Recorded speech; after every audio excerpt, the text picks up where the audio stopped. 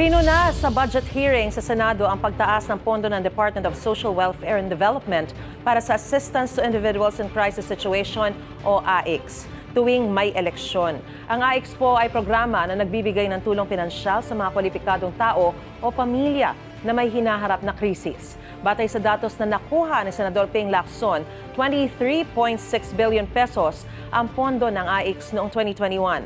Tumaas ito sa 39.8 billion pesos sa election year na 2022. Bumaba ulit noong 2023 at 2024 at lumobo sa mahigit 44 billion pesos ngayong 2025.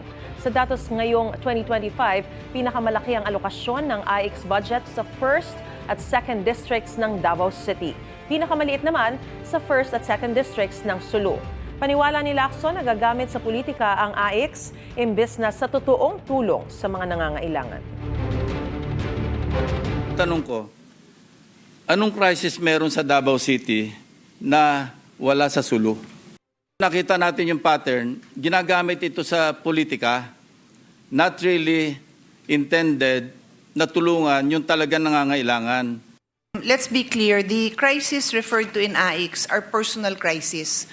When we speak of these areas, I would say, Mr. President, all over the country, there are families in crisis, personal crisis. Meron talaga. Mga kaanak ni Vice President Sara Duterte ang nanalo mga kongresista sa 1st at 2nd districts ng Davao City ngayong 2025. Pero sabi ng Vice Presidente, ginamit ang AICS para ponduhan umano ang mga kandidatong kaalyado ni dating House Speaker Martin Romualdez.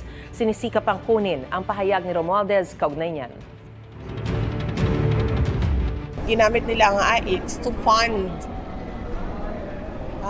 congressional candidates that were backed up by Speaker Martin Romualdez. Sana ay tingnan din nila yung ibang congressional districts na pumirma sa impeachment. Dahil meron ng congressman na nagsabi, di ba, na yung budget ginamit para bayaran sila, para pumirma sa impeachment. Gusto mo bang mauna sa mga balita? Mag-subscribe na sa GMA Integrated News sa YouTube at tumutok sa Unang Balita.